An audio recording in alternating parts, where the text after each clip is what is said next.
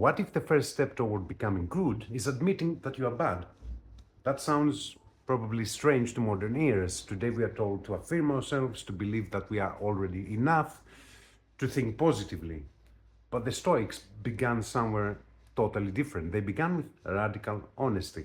In the first video, we explored the cosmology of Stoicism, logos, order, architecture of the soul, and then we compared it to Platonism. But philosophy does not live in theory, it lives in discipline. And in this second part, we move from the cosmos to the battlefield of character. If you want to be good, first believe you are bad. Epictetus. This is Elvis. Elvis, do you want to say hello to the camera? No? This sounds perhaps offensive to modern ears. We are told to accept ourselves, to affirm ourselves, to express ourselves, to believe that we are already enough, to think positively. But Epictetus says something radically different. If you think you are already good, you stop moving. If you think you already understand, then you stop learning. And if you think you are already virtuous, you stop evolving. And the ego becomes some kind of a ceiling. But self-knowledge begins with discomfort, not self-hatred, not shame, clarity. In ancient Greek, the words carry a different weight than in modern English, and many times in modern Greek that we don't even understand what we are saying with the words we are saying. So ἀγαθός does not simply mean good in a moralistic sense. In modern Greek, it has the notion of naivety.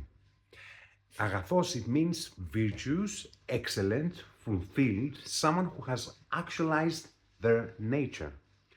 By contrast, kakos, which is bad, evil, does not necessarily mean evil in a theological sense or a demonic sense. Within the Greek philosophical framework, and especially among the Stoics, but for the Platonists too, kakos means deficient in virtue, uncultivated, weak in moral disposition,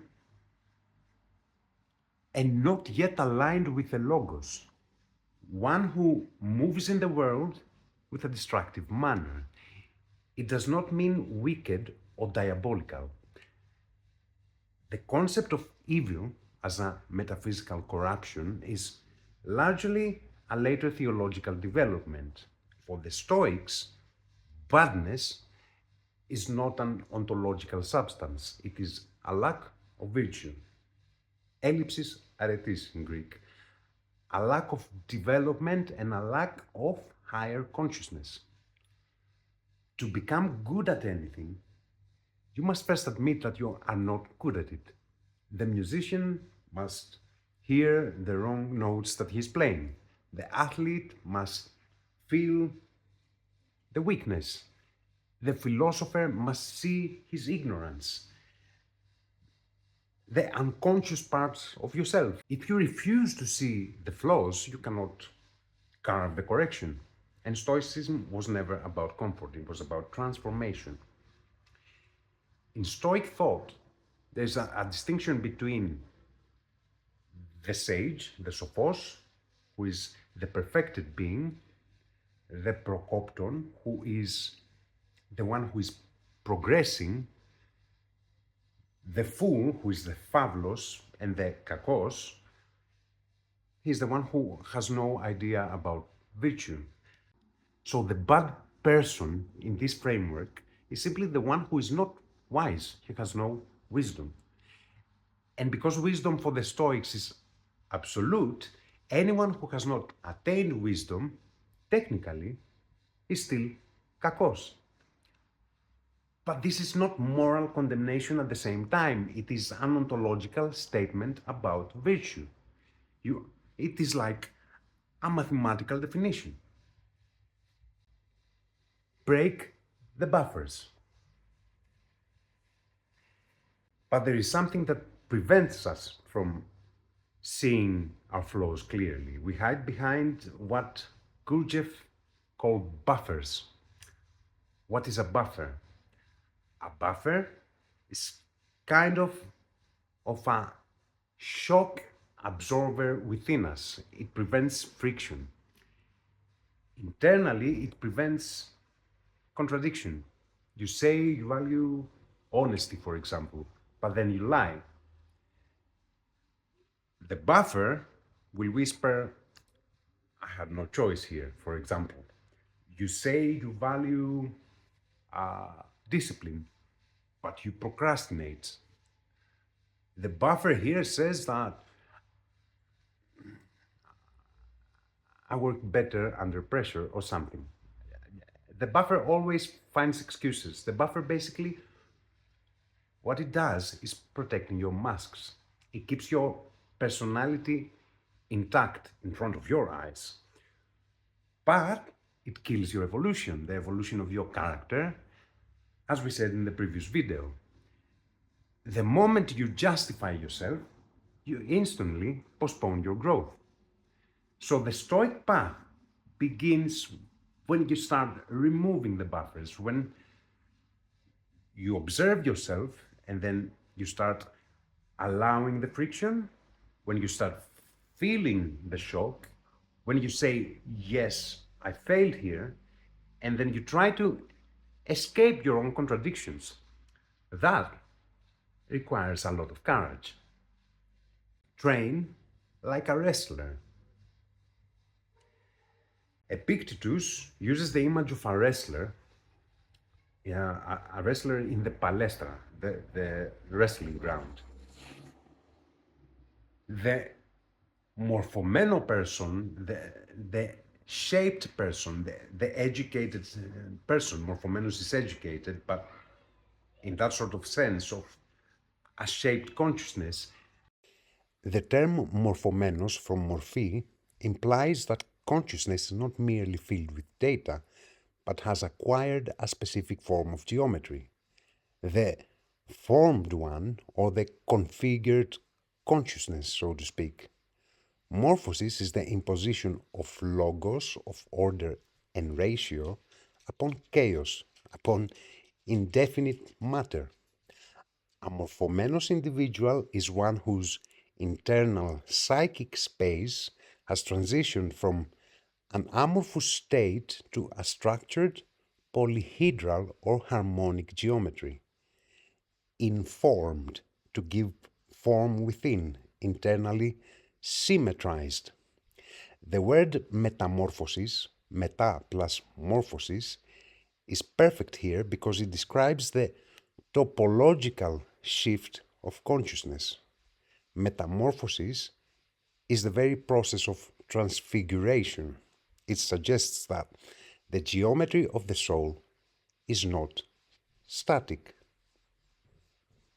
It's not someone who memorized books. He's someone who has trained.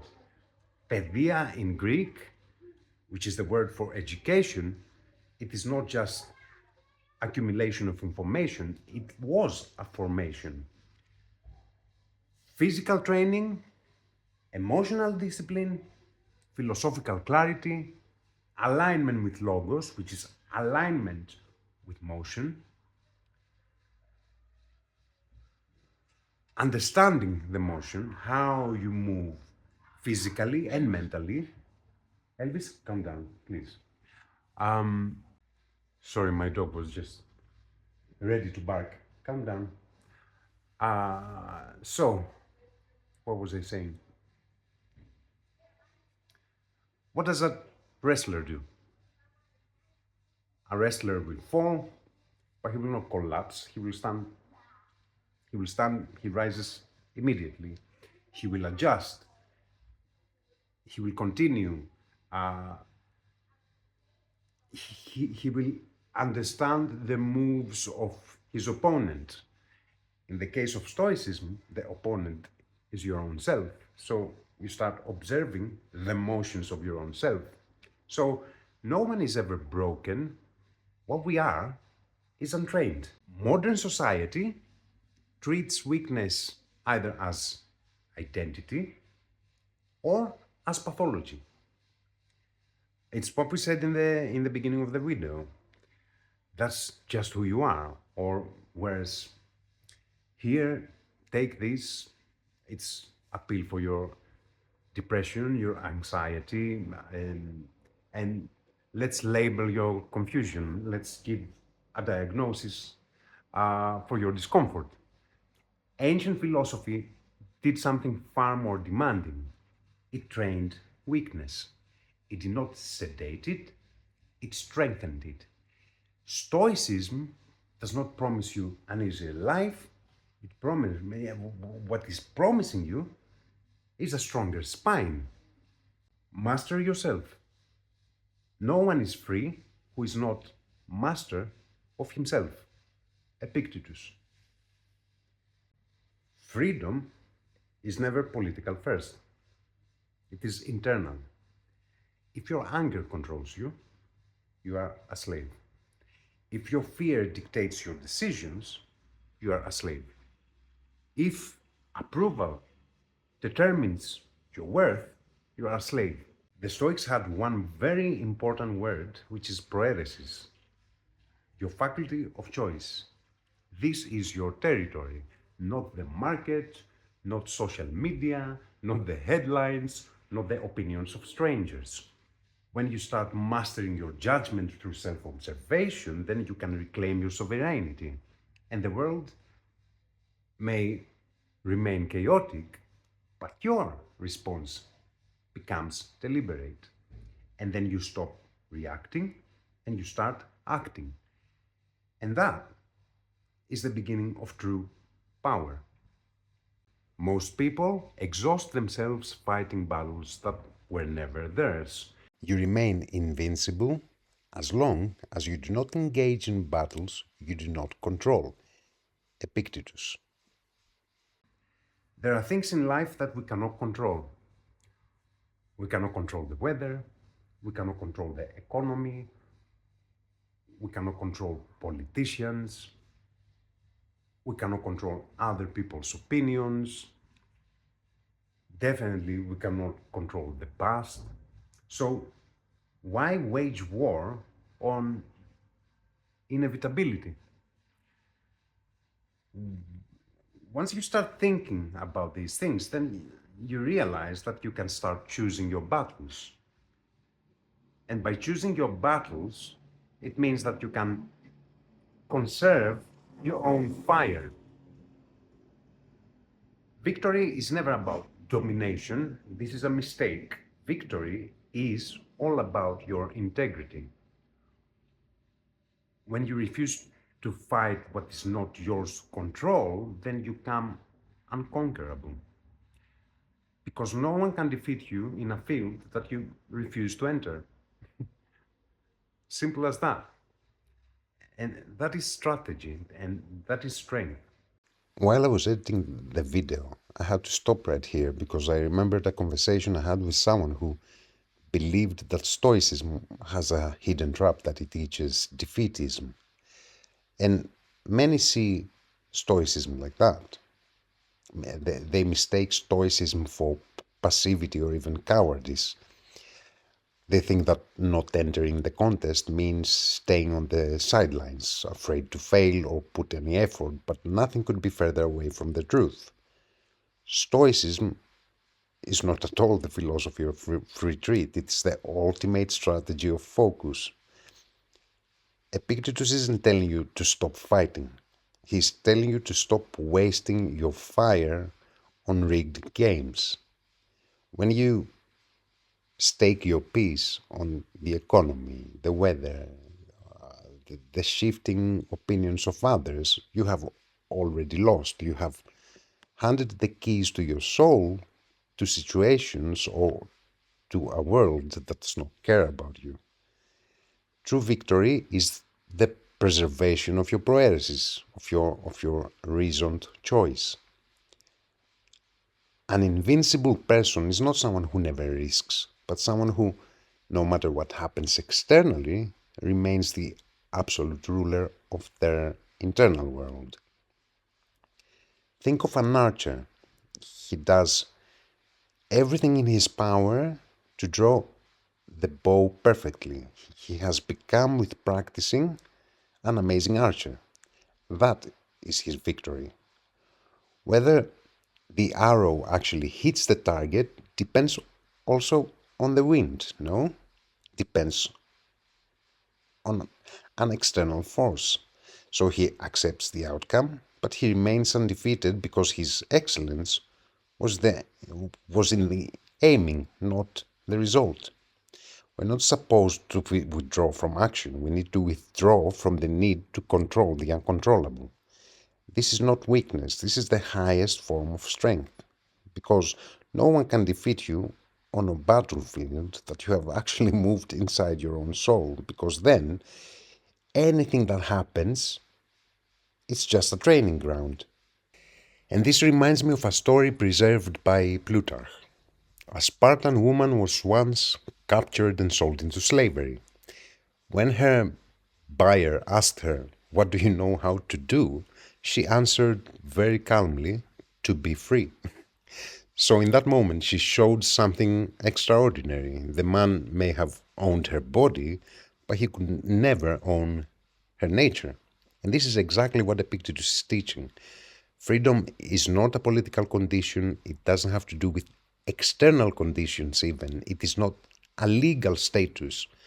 Freedom is the sovereignty of the inner faculty. And this is Prohairesis. It is the moment your mind refuses to be conquered, and then no chain in the world can actually truly enslave you. Autarkeia, the final sovereignty. The Stoic ideal, we can use one word for it, which is autarkeia. Athos is the self, and arkein is to suffice. So self-sufficiency, not isolation, not detached from society, but internally sufficient. When you need less, you fear less. And when you fear less, you will bend less. And when you bend less, you cannot be owned. If you do not need applause, shame cannot control you. Debt cannot enslave you. If you don't need the world to be comfortable, then misfortune cannot break you. So this is true power, not power over others, power over dependency. Modern Stoicism has been reduced to stress management. Ancient Stoicism was all about sovereignty. It was the art of becoming internally unconquerable.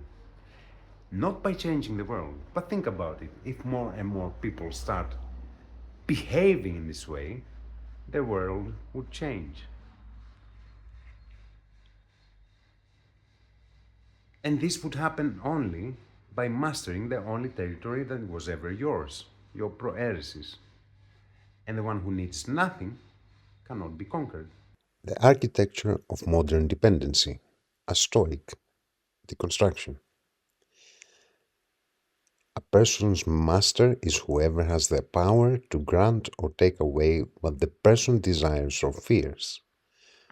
Whoever, then, wishes to be free, let them neither seek nor avoid anything that depends on others.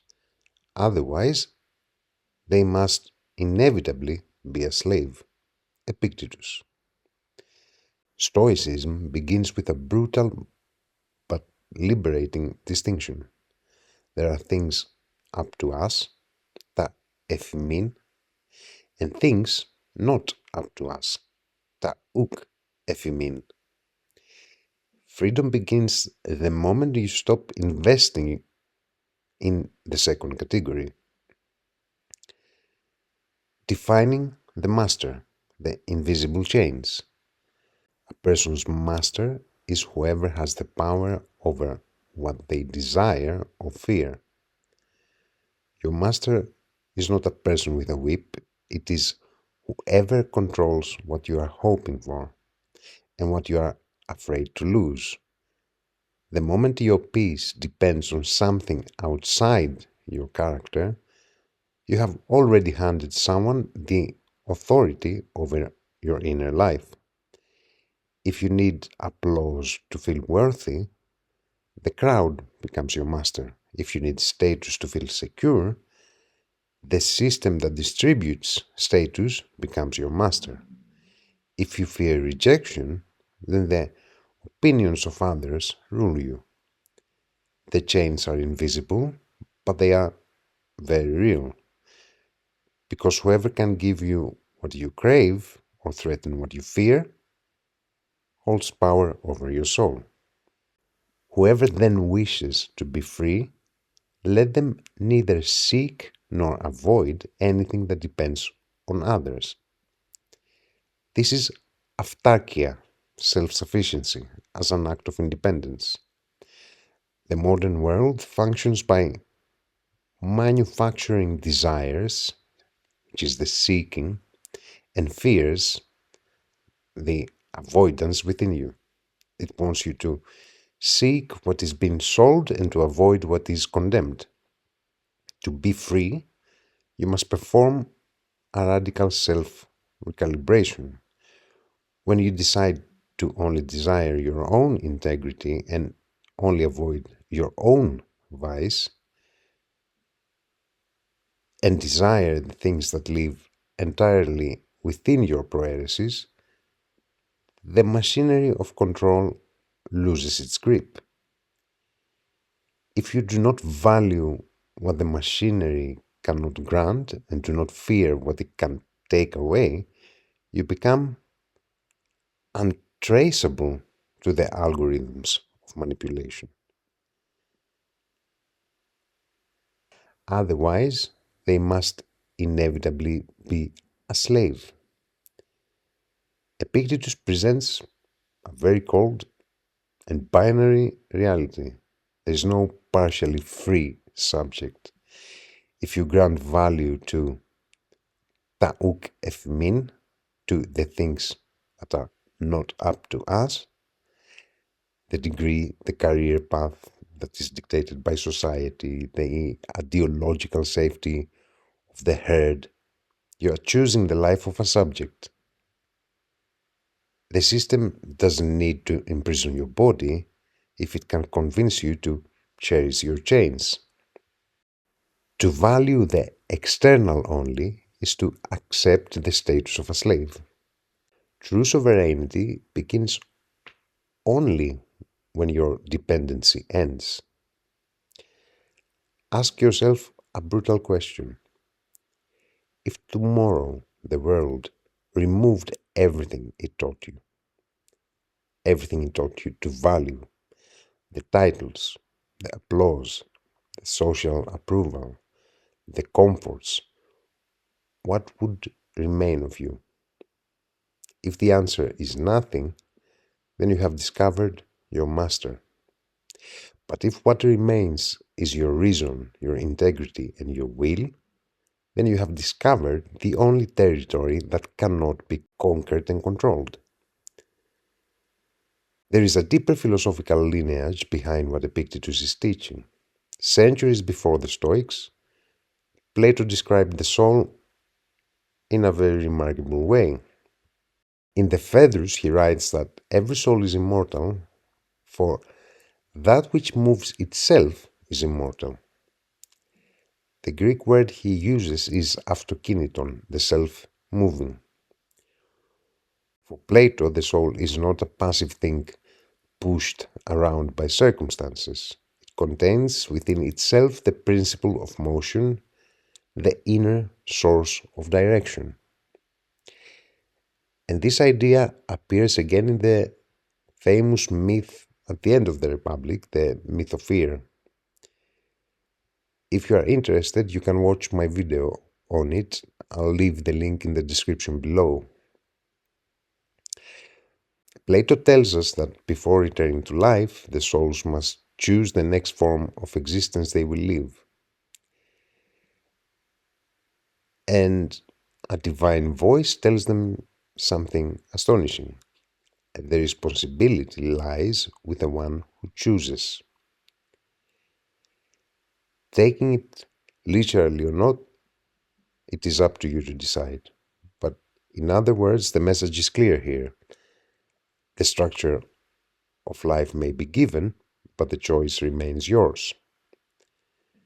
Centuries later, the Stoics gave a name to this inner faculty and a much more psychological, down-to-earth approach. The Prohairesis we have been talking about, your Prohairesis is your power of judgment, the inner capacity to say yes or no to the world. Your body can be imprisoned, your possessions can be taken, your reputation can collapse. But Epictetus insists, no one can harm your Prohairesis. This is your inner fortress of freedom.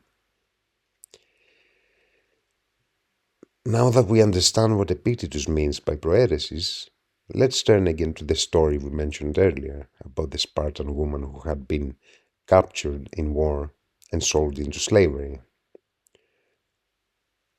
As we said, when the one who bought her asked, "What do you know how to do?" she answered, "To be free." At first, this sounds almost like defiance, but now we can see something deeper. The man who bought her possessed her body, but the center of judgment, the Prohairesis, was beyond his reach. And this is exactly what the Stoics meant when they spoke about freedom. And the Roman Stoic philosopher Seneca expressed it in a different, brutal way. Servus est qui corpore servit. A slave is one who serves the body. True freedom is not granted by the world. It begins the moment you refuse to surrender the only territory that truly belongs to you. Your judgment, your character, your will, your Prohairesis.